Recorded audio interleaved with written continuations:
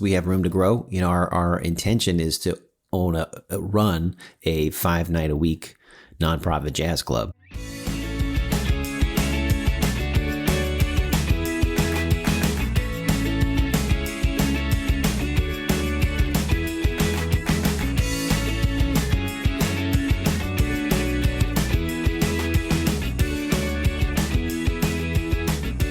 Welcome to the Exploring Washington State podcast. Here's your host, Scott Cowan. So my guest today of the Seattle Jazz Fellowship is Tom Marriott. Tom, thank you for taking some time out of your day to sit down and talk with me. My pleasure. I would love for you to explain the backstory of the Seattle Jazz Fellowship. Okay. Well, let me do that for you. Awesome. So I am a career professional jazz performer, I guess is the best way to put it. Locally based. I grew up here in Seattle. I'm definitely a product of the Seattle jazz music scene in terms of I grew up in a community of elders who helped me along the way. Mm-hmm. I went on the road in 1999. I lived in New York for 5 years, came back to Seattle in 2004. This has been my career for a long time, and it's been my pursuit for a long time.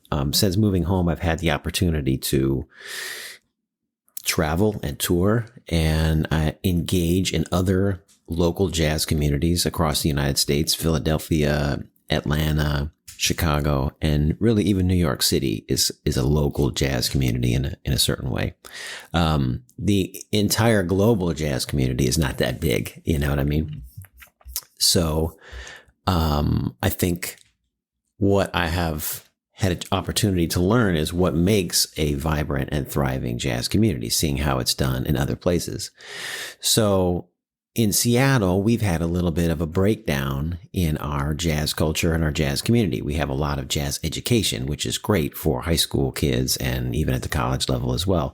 But for the aspiring professional, and even for the fan, choices are limited. It's not a huge jazz town to begin with, but what's there is kind of faltering. So over the pandemic, like a lot of people, I started thinking about what is our community? What is our music scene? What's it going to be like after? We had lost our only full-time local jazz venue before the pandemic, about 3 or 4 months. It closed in September of 2019. So we were going to be resuming operations at the end of the lockdowns without that already. And so we were looking at a situation where we had some music, some jazz music in some places, some of the time, but a very hard thing. So if you were like a jazz fan getting off a plane in Seattle and you were like, hey, where do I go hear jazz tonight? That would be hard to find out. You know, you'd have to really do your homework. There's no real hub. There's Jazz Alley, and a few other places, but those really cater to touring bands and national acts. There's really no place for the local. So that plus, we've kind of gotten, you know, this is kind of a Northwest culture kind of thing. People like to do their own thing here. But jazz music doesn't really function that way. It's very much a collaborative, communal, social kind of music. And so for everybody to do their own thing, we lose some of the vibrancy in our community by not having sort of a hub. You know what I mean? Mm-hmm. And if we don't create that vibrancy, nobody else is going to pay attention to it either. So, I mean, we see that this happens with every other kind of art form. People really, if you're into rock music, you go to the rock club and rock fans hang out, and jazz fans don't do that as much in Seattle. They do in other places. So the Seattle Jazz Fellowship was created to sort of address some of the shortcomings in our community, but also with our music. And so we have sort of 4 major goals. The first one is to build community. And of course, that's the audience as well as the musicians. I talk about that a little more later, but the other goal is to provide a sort of a brass ring to incentivize excellence, because I feel like wages are quite low for jazz folks in Seattle relative to other places, and definitely relative to our standard of living in Seattle. So when there's not an opportunity to make a good paycheck, the incentive to really do your best work is not really there. So that's part of what we're trying to do. We're trying to allow access to the mentorship cycle, both giving and receiving, mentoring and being a mentee, and lowering barriers to access the music to both play and perform. So that's kind of what we're trying to get at. These are things that sort of naturally occur in other jazz communities that are local, but we don't have this kind of thing in Seattle so much. So we're basically trying to incentivize participation in our community. All right. Question, not being of Seattle anymore, and jazz is not my go-to music genre. You mentioned a full-time venue that closed. What was the name of that place? Oh, yeah, that's Tula's Jazz Club. And it was in Belltown. And we used to have quite a few. There was the New Orleans Creole Restaurant in Pioneer Square. I mean, there have been more than one at a time here for the last 60 years, So in my naive understanding, I was thinking Jazz Alley, when we talked on the phone the other day, I always thought of Jazz Alley as being this, and I think it is an institution, don't get me wrong. Absolutely. But I thought I didn't think about it in the terms that it was an institution for touring acts to perform. I was also thinking that it was welcoming. And I don't want to say it's not welcoming. I don't mean like that, but that it had more of a Seattle connection than it possibly has. Yeah, no, it doesn't really. Okay. Yeah, local performers are lucky if they play there maybe once a year as a sideman with a national artist coming through. I mean, that's a common thing. There's been, when things started to open up again, I think that they started to sort of see the value of having local artists, because a lot of artists weren't traveling. So they sort of were offering performances to some local folks. And I think they probably will still do that because the expense is lower for them, just, the mathematics of it. Right. But yeah, again, the mathematics of it, they are a 400, seat club. And in a jazz club situation versus a restaurant. So a restaurant, you might be open for 5 or 6 hours in a night, and you might sell the same table 3 or 4 or 5 times in that evening. A jazz club, it's a supper club sort of situation. So the club can only sell the table one time. And if you have seating for 300 or 400 people, that's a lot of seats you got to sell once. Right. And so you got to have an artist big enough to be able to do that. Local artists play all the time. So our audiences are not that big, Right. Okay. We're going to keep going on the Seattle Jazz Fellowship. I'm going to come back. We'll talk about your career, because that's important here. Also, so you had this inspiration to try to develop a mentorship community, a hub, as you were calling it. Was that met with open arms by the jazz community? Was it, because like you said earlier, we like to do things on our own. Mm-hmm. So how was this concept received initially? I think that overall the response has been positive. I think the response to the idea has been positive. I think that we've changed people's minds about the value of showing up for each other is still an open question. If we've done our work, well, it's too early to tell. We raised quite a bit of money right off the bat when we announced it. So, I think that's a good indicator that this is very well received. We were, before we even had one show, we were profiled in the Seattle Times and Earshot Jazz Magazine. And I think that there's been a lot of interest. I think in one sense, it's if you build it, they will come. We don't have a place to play, and we have a few hundred jazz musicians who need gigs. So that there's a place where people play and a place where people can hear the music and actually just see each other. Right. I think most people are into that. So, but you guys are doing shows on Wednesdays, right? So we started in October with a series of Wednesday night shows. It's actually more than just a show. We have a listening session with our artist in residence, Julian Priester, who's fantastic.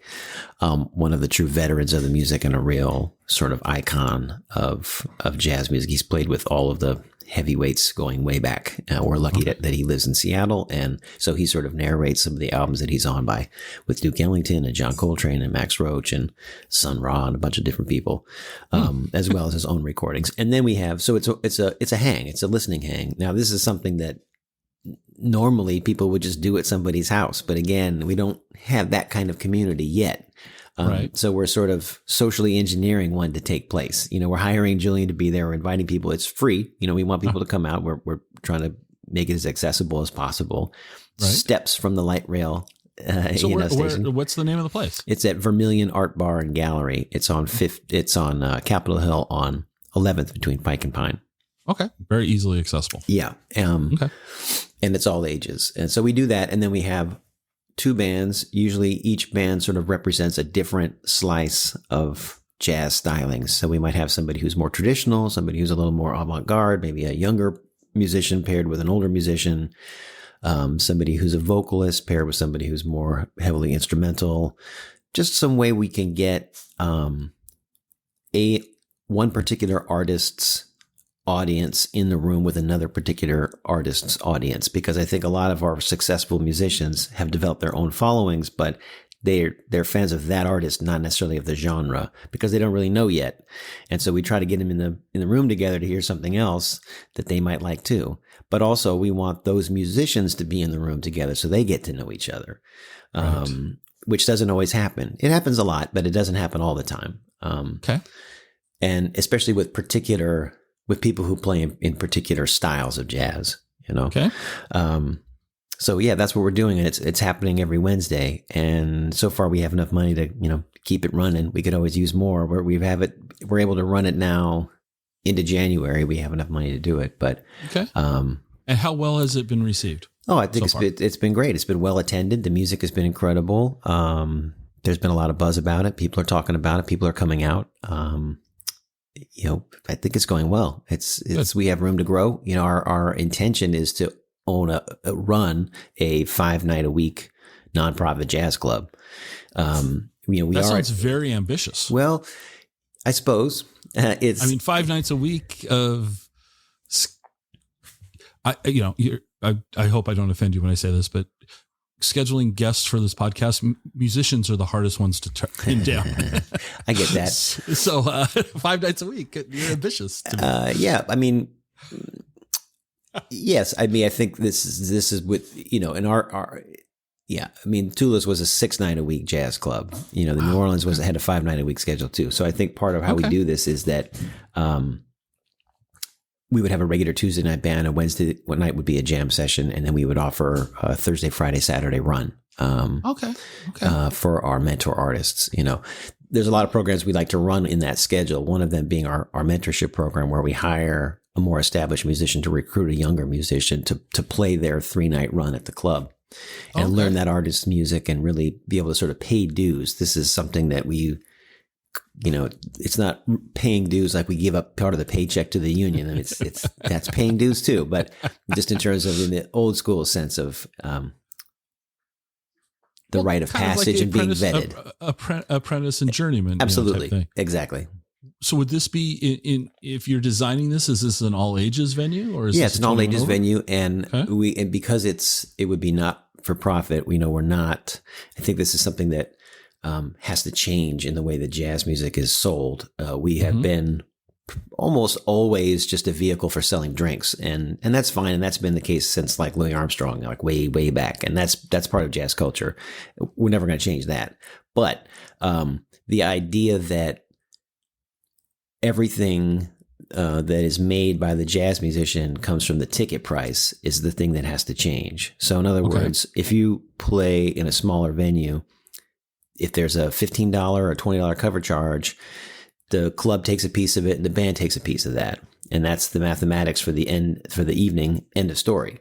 That's fine. But the symphony, the opera, the ballet, the Mariners, the Seahawks, they don't exist just on the ticket price. They have corporate sponsorships and take donations and have patrons and do all that stuff too. So they're not expected to just get by on the ticket price.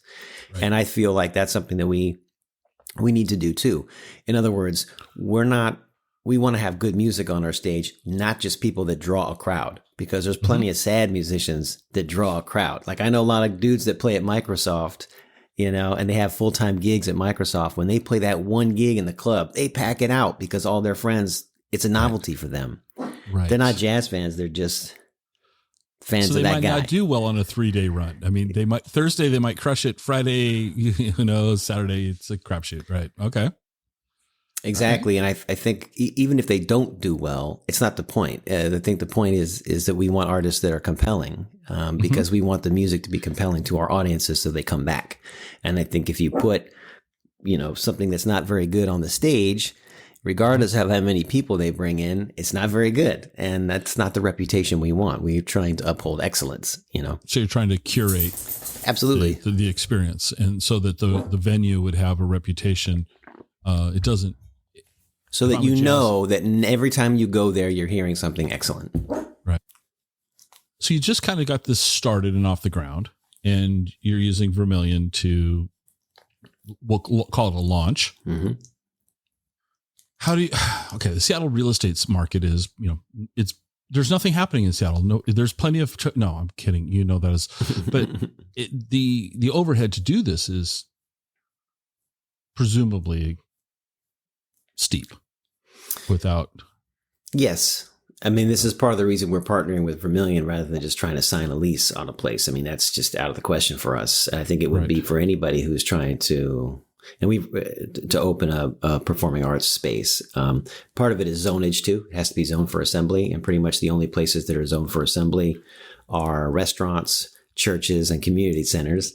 Restaurants, come with all that built-in gear. We're not trying to sell food and beverages so much. It's really intended to be a performing arts space for jazz.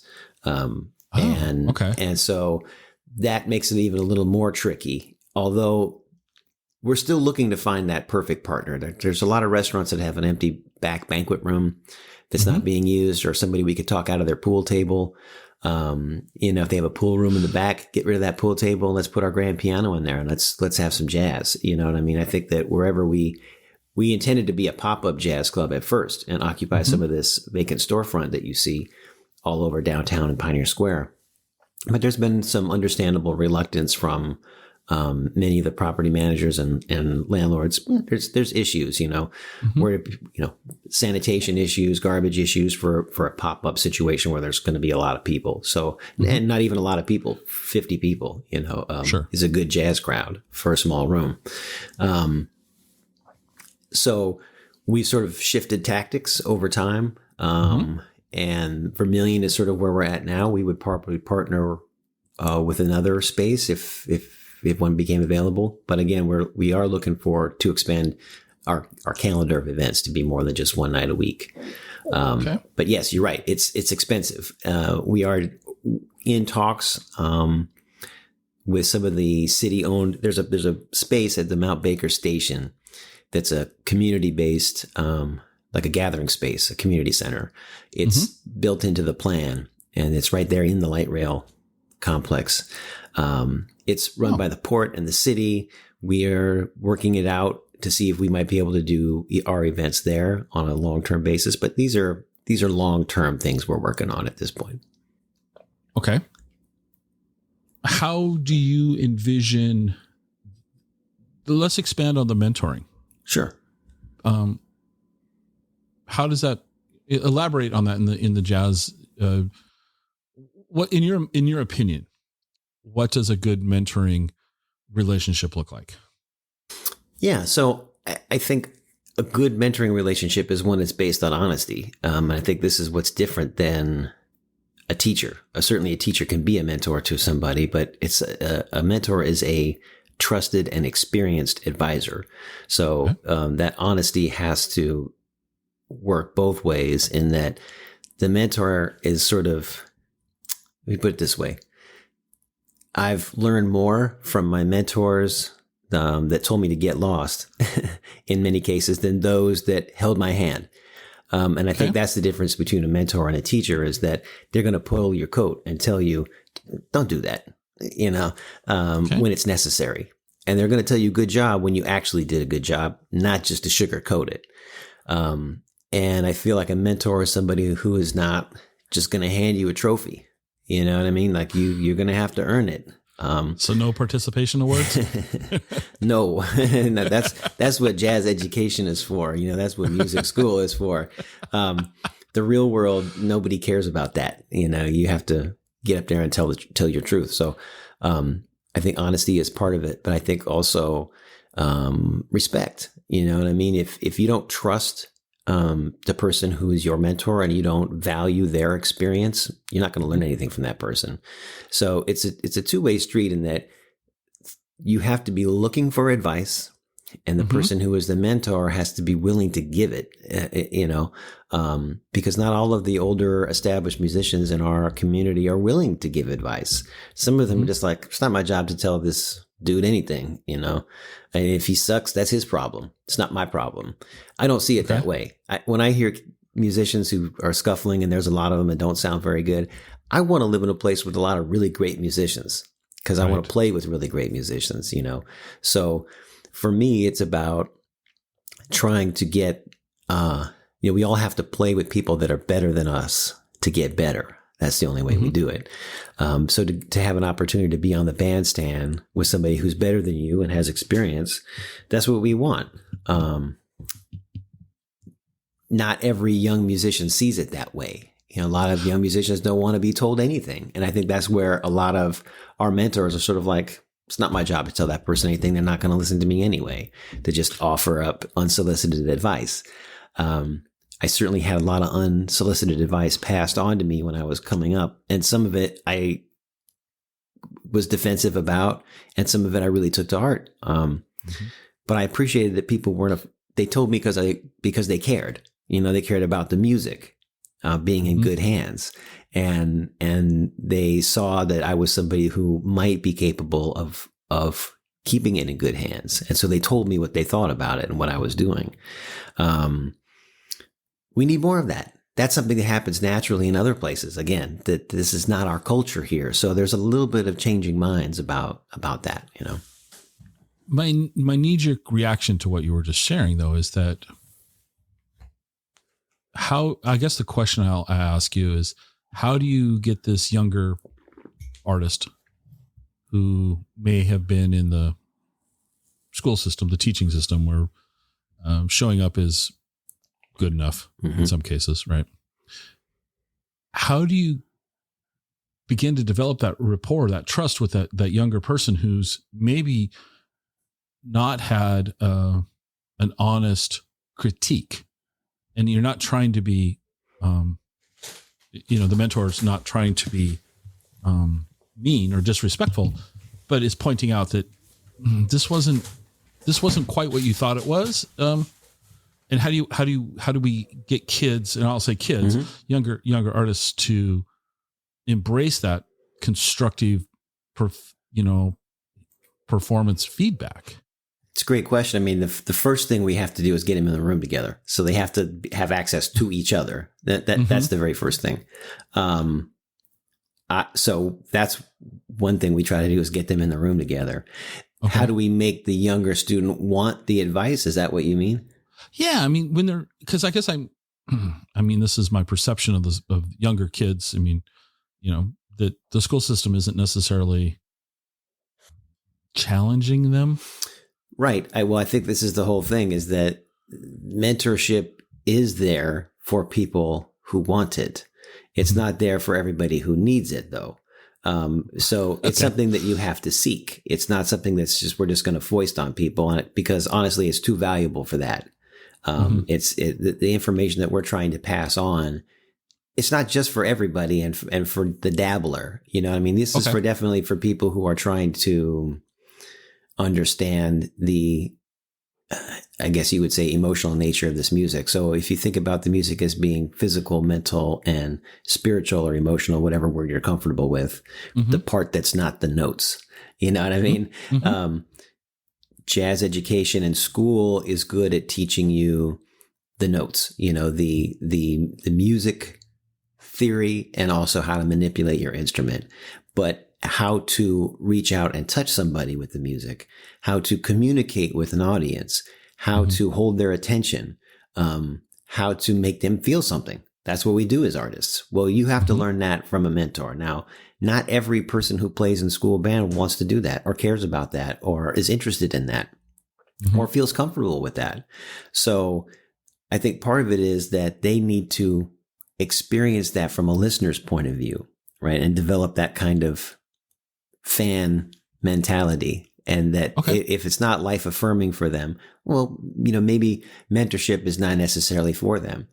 But is becoming a journeyman electrician an important thing for somebody who just is trying to change a light bulb?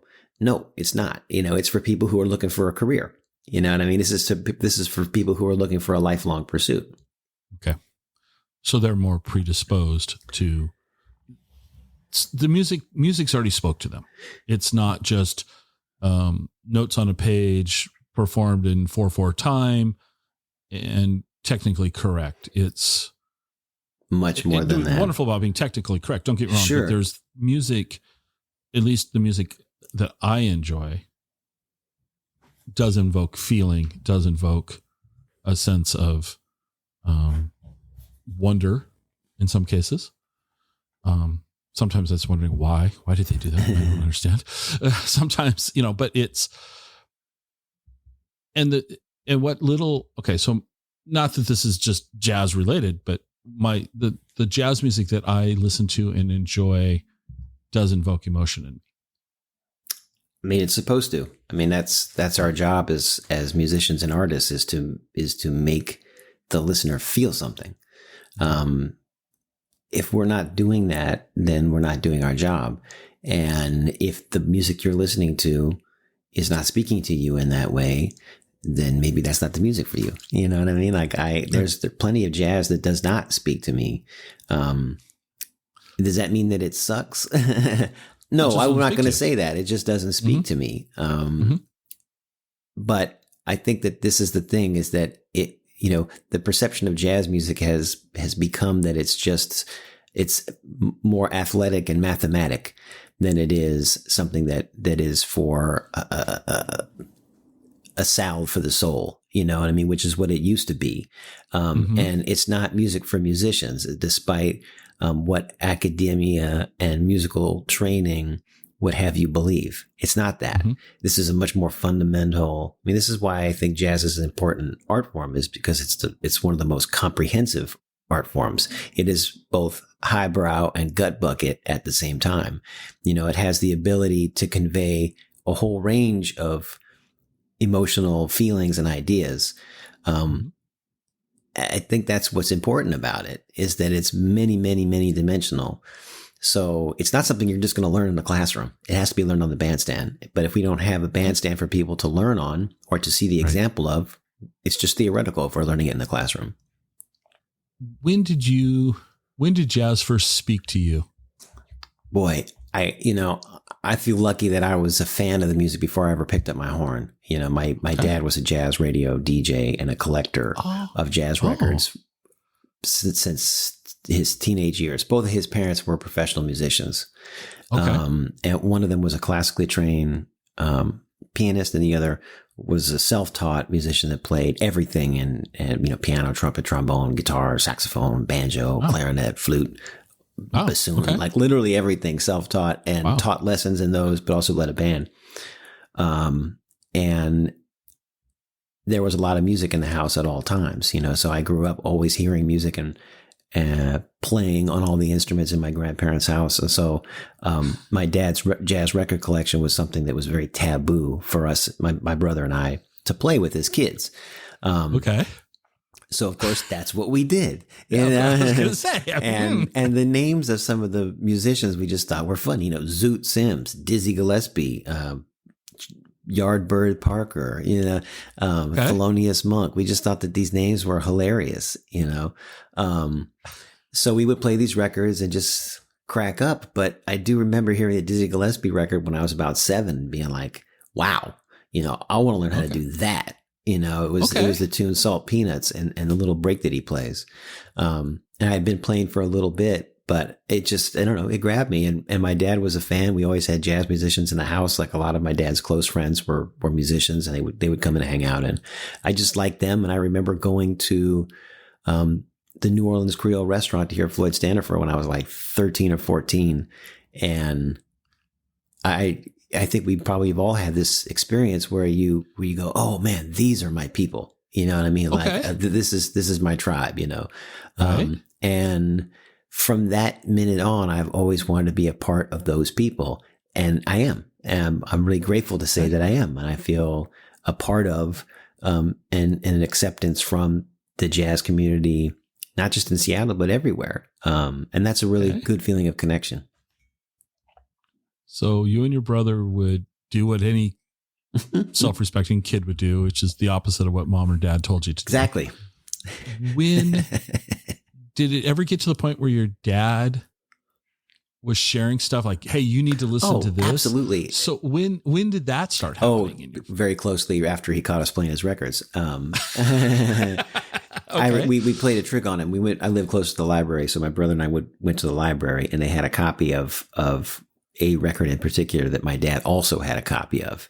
And so we when he came home from work, we had it sort of laying out, and we were playing it, trying to goad him into getting mad at us for playing his records, even though it was the library's record.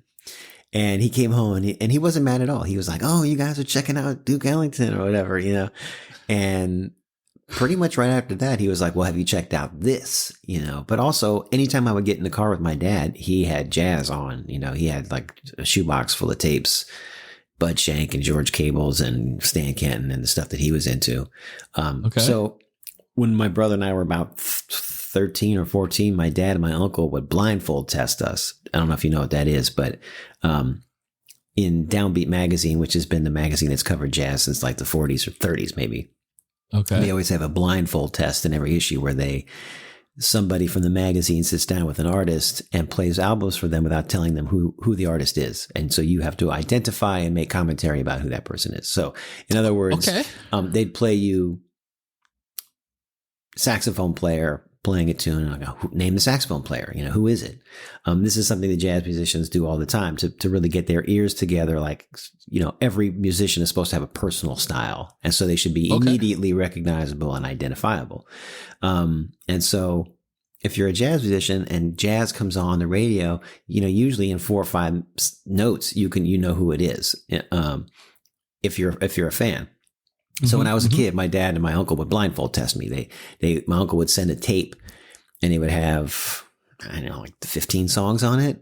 And he would be like, "All right, write down your answers and mail them back to me," Oh, wow. And so I'd be like, "I think this one is Sonny Stitt, and I think this one is Cannonball, I think this one is Miles." And it would be some really obscure, not the normal sort of stuff, but right. Yeah, it was fun. And then the tables turned, and we would blindfold test them, on the stuff that we were into. So So out of curiosity, how well did you typically do on these blindfold tests? Oh, almost 100%. I mean, I've been listening to jazz records my whole life, pretty much. So, I mean, yeah, by 14 or 15. Your dad? Oh, definitely. Absolutely. Okay. Yeah. I mean, as a musician, you're always going to take it farther than somebody who's not a musician, no matter how big of a fan you are. You know what I mean?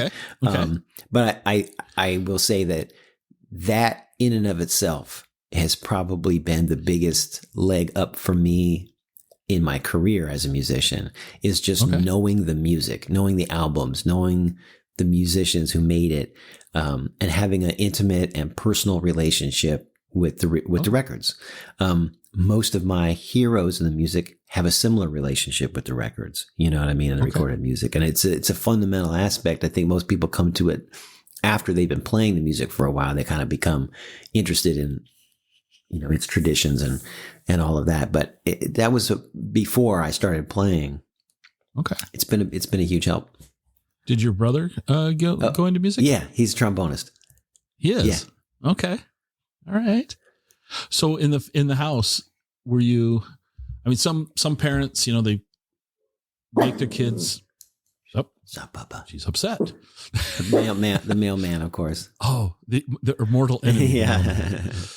So did your dad encourage you to be a musician? Did he require you to practice? How was it? Was it carrot or was it stick? Or it was, we all had to take piano lessons as kids, and I would just sit at the piano and cry. And after like 3 years, they were like, "Okay, you don't have to take piano lessons anymore." And I hated it. But when they put the trumpet in my hand, they never told me to practice, and I practiced every day, all day. And I have pretty much since the age of 7 or 8. And no, they never discouraged me. They never really encouraged me, although they were, supportive, definitely supportive. But no, I am very lucky because it's okay. It's the mailman. Because they they were always there at every single gig, and it wasn't a scary thing. Like my dad, like I said, he grew up in a household with two professional musicians making the income. And so I think that's the fear for most parents is like, yeah, you're never going to be able to make a buck, but he grew up you're going to live on my couch forever. Exactly. And that wasn't the case. I think things have changed. Like there was more work for musicians when my dad was a kid and his parents were working as musicians, but, and you could have a more middle class kind of lifestyle that way. But no, they weren't worried about it. Okay. And you went to school in the Seattle area? I went to Garfield High School and University of Washington. Okay. And then after the you went? I went on the road with Maynard Ferguson. I worked around Seattle for a couple of years. I mean, I was working every Friday night. My senior year of high school, I was already playing every Friday night. And in my sophomore year of high school, I played my first paid gig and started performing. Where was that at? Where was your first paid gig? It was at the New Orleans Creole restaurant where I had been hanging out as a teenager. And I was subbing for one of my heroes at the time, Jay Thomas. He called me. He'd heard me play at a high school jazz festival and was like, "You're going to sub for me at this gig and I'll pay you $20. I thought that was the big time for me because it was the venue where I'd heard all my favorite people play. So yeah, I was playing every Friday night at the Speakeasy in Belltown, which is not there anymore. But gigged all the way through college, and then I won this trumpet competition in 1999 and won $10,000, and was going to use that money to move to New York. But then I got the call to play on Maynard Ferguson's band, and it wasn't a high point for his band necessarily. Like I saw them play at the Alley and was like, it's not the most killing band, but he's a legend. And all of my mentors at the time were like, you got to go on the road. You got to do that. That's part of paying dues. So I did. I just did what they told me to do. I didn't really think twice about it. I packed all my stuff in a suitcase and lived on a bus for a year. And then when there was time off, I would live in New York, looking for apartments. Okay, so I got to ask, because Maynard Ferguson's a name that I'm familiar with. Okay, so it's a we'll call it, dare I say, a household name. Right? How on earth does a college kid? I mean, this seems so foreign to me that I'm not. This has nothing to do with your ability to play music. I don't mean it like that at all. But an unknown guy in Seattle gets a phone call from a national touring performer. How does that happen? What's the mechanism in the industry that allows? Was it because you were cheap labor? I mean, I don't mean. Well, I mean, absolutely yes. I mean, everybody, yeah. That's true for every band leader. You want to get the best people you can at the cheapest price. I mean, and this is part of how mentorship has existed in jazz. Art Blakey famously, he had all this band of young kids because, when all these musicians are young and he's the old guy on the stage, people love to see that and they go out and see it. But also B, you don't have to pay them very much because they have no career yet. You're giving them the career. So, for Maynard's case, there were no names in the band. I mean, they were all people who are mostly right out of school. I mean, they were, and I think the oldest person there was maybe 35 on the gig. And they were all pretty young people. And as far as like me personally, some trumpet fans somewhere had sent the road manager a tape and they were like, "Hey, there's a guy who lives in Seattle. You guys should check him out." And they were here over the WTO riots, the band, and they were stuck in the hotel. You know what I mean? And the road manager called me. He was like, "Hey, we're just sitting around. Why don't you come over and let's get lunch?" Wow. So I went over and hung out because the gig at the Alley was closed. And then I went and sat in, and they had a vacancy. Somebody was leaving, and they asked me to join, and I did. It's not actually that uncommon. I mean, you think about like Quincy Jones going on the road with Lionel Hampton. The band comes to town, they need somebody. That dude's available and is willing to drop everything and go right now. Go, right. That's what I did. So what was it like being on the road for a year? Oh, great and horrible. You live on a bus. Time. Yeah. You live on a bus and you eat at truck stops. And you stay kind of dirty most of the time and broke. But on the other hand, you do realize that what a gift the music part of it is. So you really get paid to travel, and then you get to play the music. And it did teach me to never ever take that part of it for granted, because that really is the best part. Everything else is just in service of that, you know. So I'm going to ask you, this might be a tough question, and I don't mean it to be tough, but I'm just curious. So that year you spent on the bus, touring North America, do any shows stick out? Like, was it, or was it all just one big blur? But was there any, like, you played somewhere and you went, wow, this is really special? The shows in Europe were kind of stand out. We went to Germany for 2 weeks, and we played opposite of Roy Hargrove's band every single night. Okay. That was really great. And we rode the bus with them too. That was really great and definitely memorable. But it was a lot of high school gymnasiums. You know what I mean? Like a lot of high school gymnasiums. There definitely were gigs that stood out. We did one in Boston with Arturo Sandoval at like the big performing arts center there. That was incredible. Okay. I definitely remember that one pretty well. I remember one at this place called 2 nights actually at this place called Rusty's in Ohio. And it was a real jazz joint. And we didn't play a lot of jazz joints because it was a big band, you know? Right, right. And we played 2 nights there, and it was great because it really felt like what I thought we would be doing. You know, in my mind, I thought we'd be playing jazz venues all across the U.S. And I would be getting to know the people who booked those rooms and starting to like just get to know people who worked there. That was not the case at all. I mean, it was mostly colleges and high schools. You're going to play in Peoria High School? Totally. Exactly. Okay. All right. So you did that. You paid some dues. I don't know. Don't want to say that was all your dues. I don't mean like that, but you paid some dues. Yep. Yeah. Then is that when you moved to New York after that? Yeah, sort of while the time. Yeah. So you'd be out for maybe 3 or 4 weeks, and then you'd have 3 or 4 days off. Then you go back out for 3 or 4 days. So it was just cheaper that way. If they had, when I was on the band, they didn't own a bus at the time. They rented a coach, which is great because it was a legit tour bus instead of just like a funky old Greyhound. And they would swap it out, you know. So if the tour took place on the West Coast, they'd fly you home, and then you re-meet up with the band on the West Coast and be on that bus for 4 weeks. And then they fly you home, and then maybe you'd be Texas in the South or someplace like that that's where that particular part of the tour. So it wasn't totally nonstop. There were little breaks, but when I had breaks, I would move to New York. I would go to New York, stay with a friend, and look for apartments. Yeah, and I did find one while I was on the road and sublet it until I gave notice, and I was like, I'm ready to move into my place now.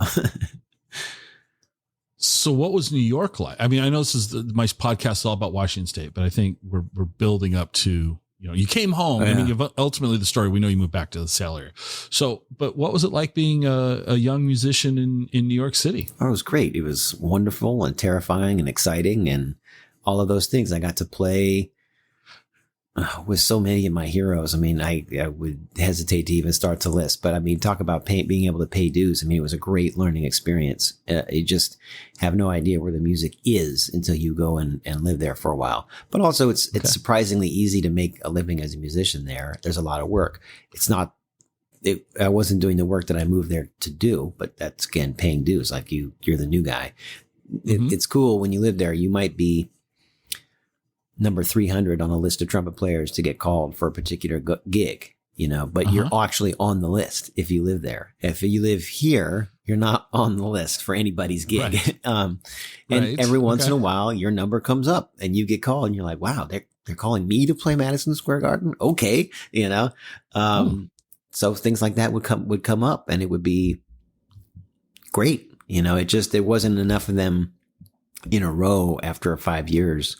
Well, there were a lot of reasons I moved back, but it's a long game. I mean, you have to be there 10, 15 years to move your way up those lists, you know, and to really work your way in anywhere. And I just didn't really love it enough. After 5 years, I felt like I had learned a lot. I was ready to be playing more full time. At the music that I wanted to play instead of like top 40 or whatever. There are other things too. I had a crazy job when I lived there. I was a process server, working for serving legal papers. And my boss ended up going to prison while I was working there, and I ended up having to run the office. So it became this very easy part-time and lucrative gig for me that I could just do when I was in town, when I had free time, to all of a sudden being kind of handcuffed to it. Not to make a pun. I'm glad I actually was never handcuffed to it, but I did move back to make sure I wasn't going to be subpoenaed or something to testify, because it turned out the guys I was working for were into a lot of other stuff that I was glad to be able to extricate myself from by moving back to Seattle. Okay.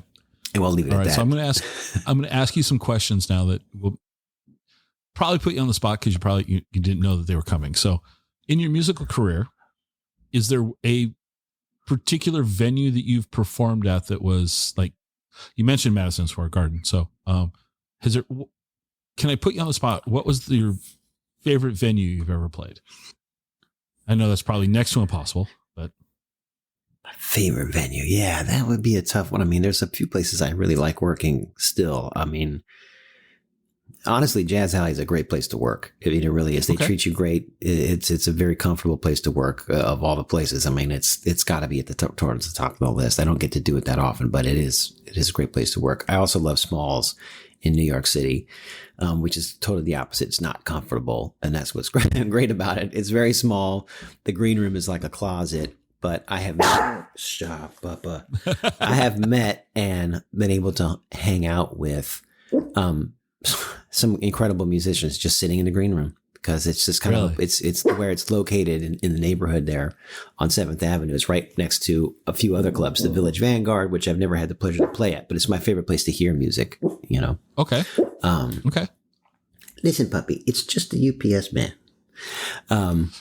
The other mortal. Yeah, exactly. There's a few of them out there, but, yeah, you know, I like the places where the audience is right up close to you. You know, I mean, where you could see people and it feels like you're right there, like it's ringside at a prize fight. You know, I feel like that's where jazz is really, really thrives. I mean, I'm all for putting it on the big stage, and it needs that respect. And I believe it's earned that due.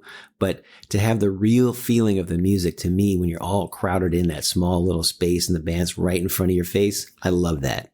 I really love that. Well, all right. Now, these are going to be Washington-based questions, okay? Great.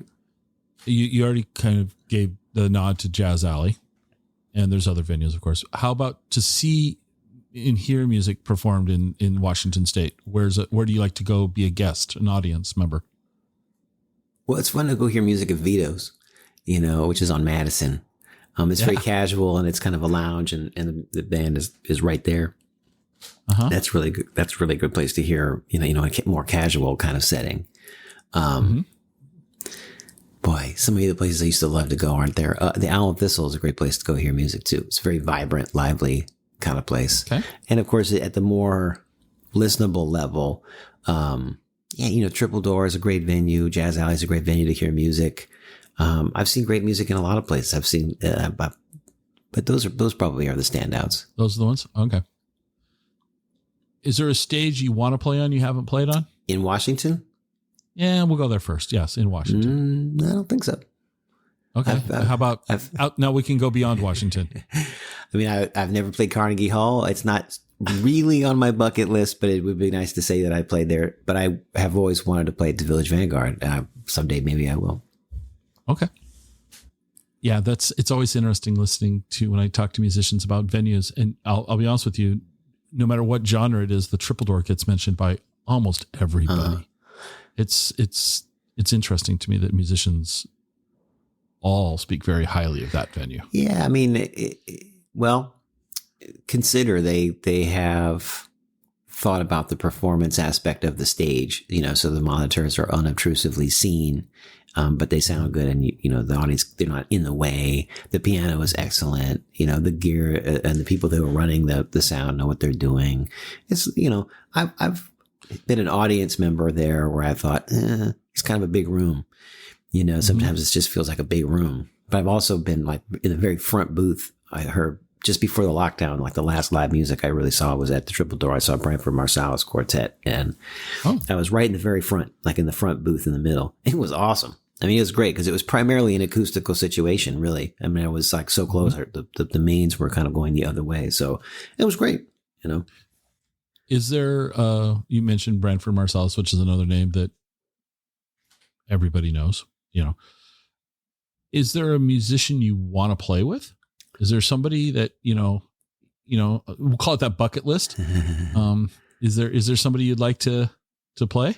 Oh, sure. I mean, sure. I'd love to play with Wayne Shorter. I'd love to work with Herbie Hancock. You know, yeah, of course. There's tons of musicians. Okay. I mean, I don't know. The reality of that is probably highly low, you know, very low. But, I mean, those would be the first two people I can think of.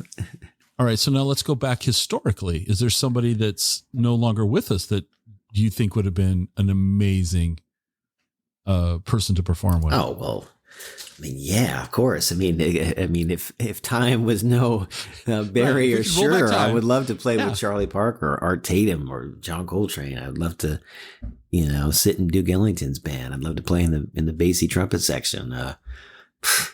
Yeah, man, I'd love to hit with Max Roach. I mean, so many people. I mean, God, yeah, that's what I lay awake at night dreaming about. You know.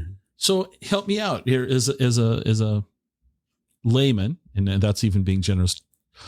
Why those names? What is it about? What is it that resonates there for you? Yeah, I mean, well, first of all, I would love to just go hear them, to be a fly on the wall and hear them play, let alone participate in the music making, because all we have is the records, you know. So I obviously would love to see like the live thing, and because there's so much more to the music than just what's on the record, you know. And also, it's a manufactured product. It's not the live experience, you know.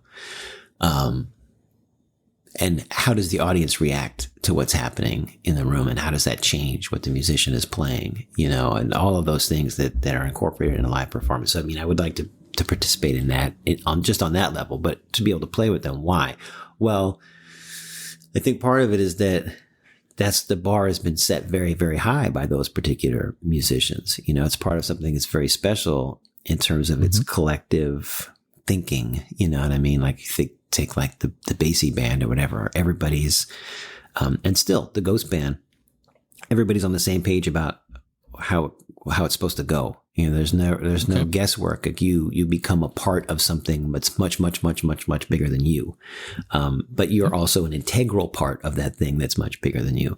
I think that's the kind of experience all people are looking for in some way. Yeah, it's, thank you. That was a wonderful answer.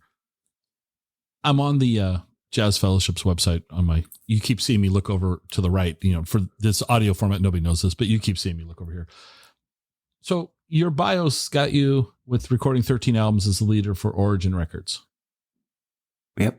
Let's look. No, I'm kidding when I say, tell me about each album. No, where's your musical career at now? Now, I hate to bring this up because it's, you know, and we bring it up every episode. COVID has impacted everybody. Sure. So as we're working our way out of this, what's your musical career looking like right now? That's a good question. It's definitely in transition. Part of the reason being that I am engaged with the Seattle Jazz Fellowship's work. So that's being a whole...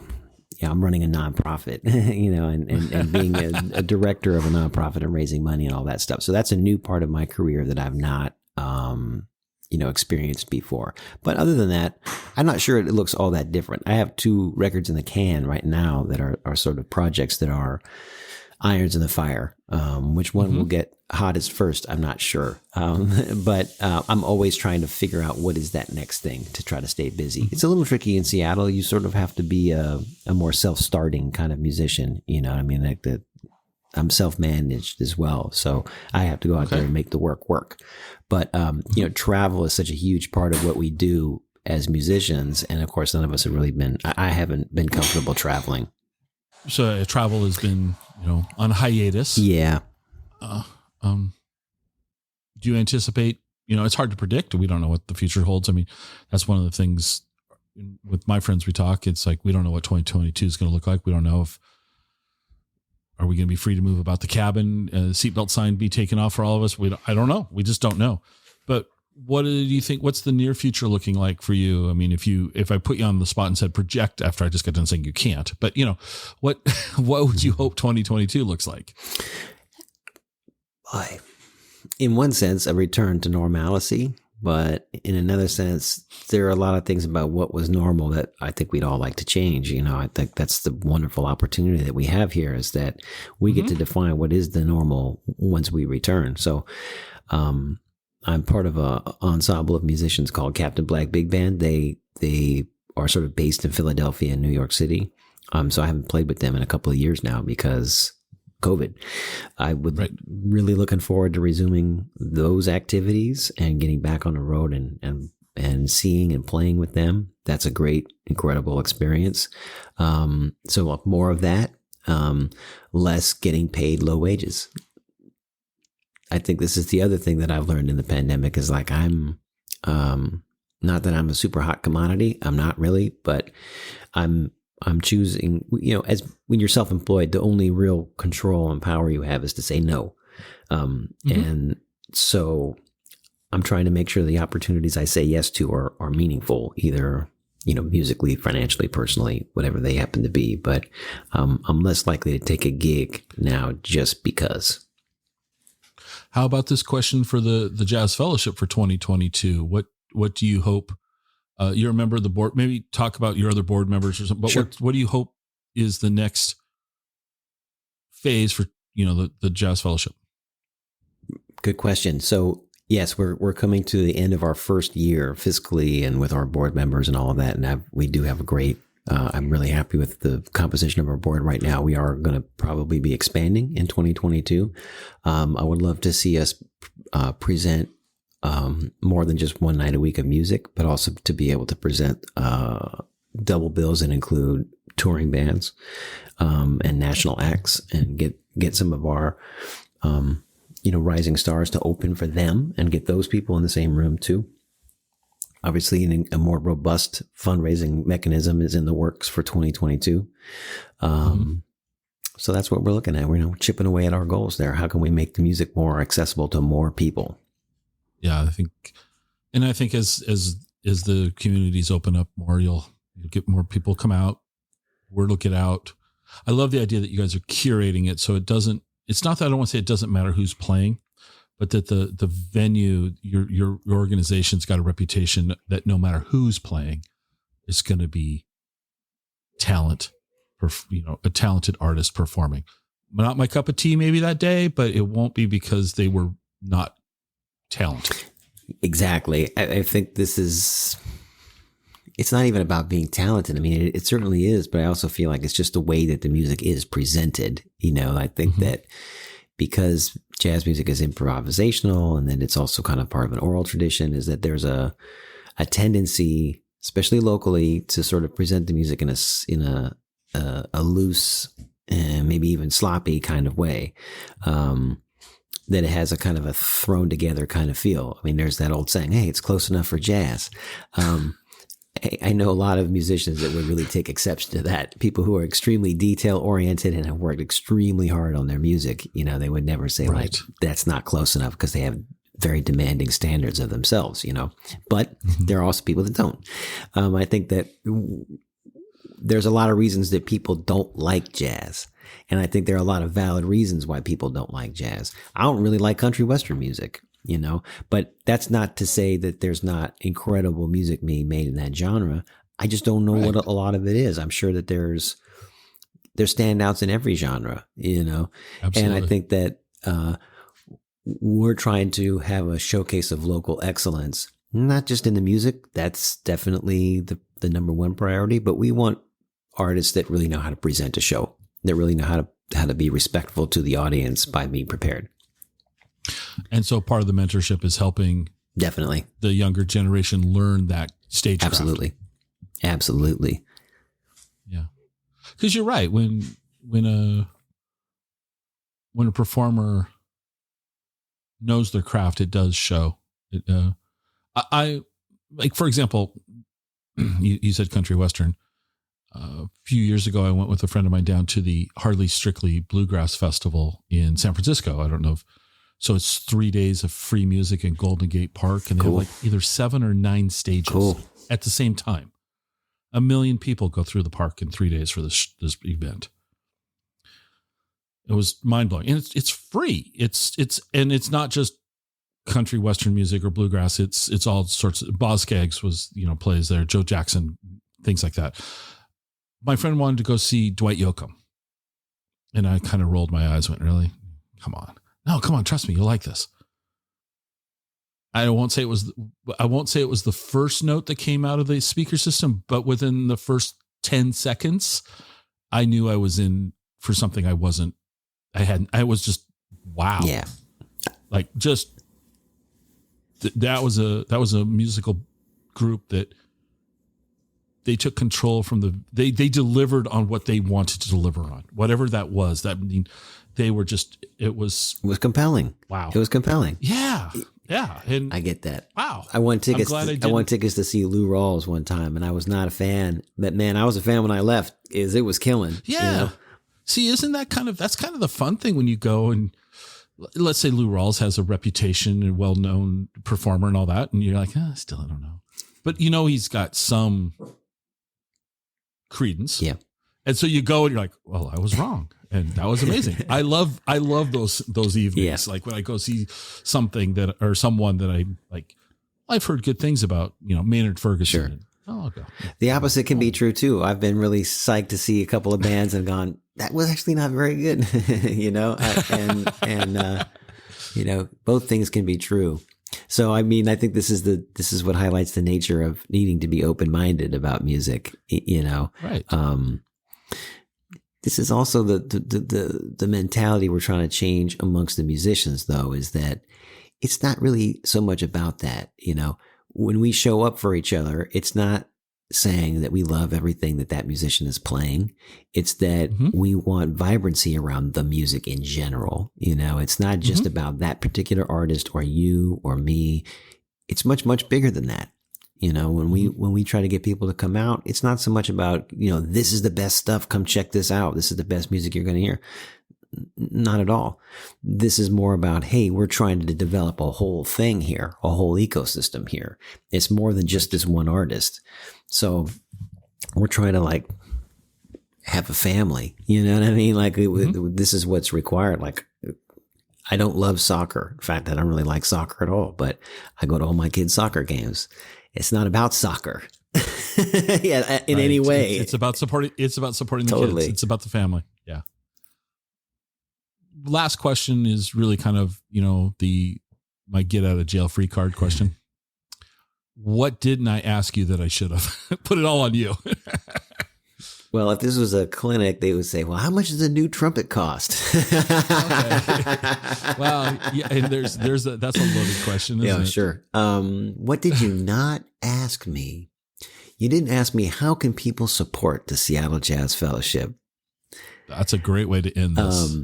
I love it. Because we're a nonprofit, we do exist and we run all of our programs strictly on donations. When people come in, they pay a suggested donation to our events, but that doesn't cover nearly what the expense is. So it costs us about $2,200 every Wednesday.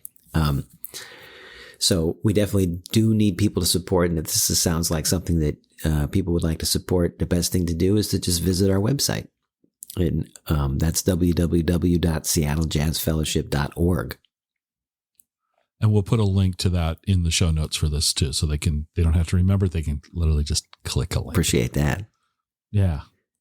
I appreciate you taking the time to make this happen. And I'm looking forward to, now I'm a fair weather traveler and it's about to snow and I'm not going to come across the pass, but I will come over and I will attend a Wednesday event because it sounds awesome. It's a lot of fun. I think it's a lot of fun. I think this is think the whole thing. There's the music and there's the hang, and the hang is what makes the music fun, Right. No, I think that's it sounds great. I'm glad how I heard about you was your article, and they had an article on you in the Seattle Times, and I reached right out to you and you responded, and I'm just like, this is I think what you're doing, that sounds awesome. So keep it up, please. I appreciate that, and thanks for shining a light on our work. All right. Well, you have a good day. You too, Scott. Take care. All right.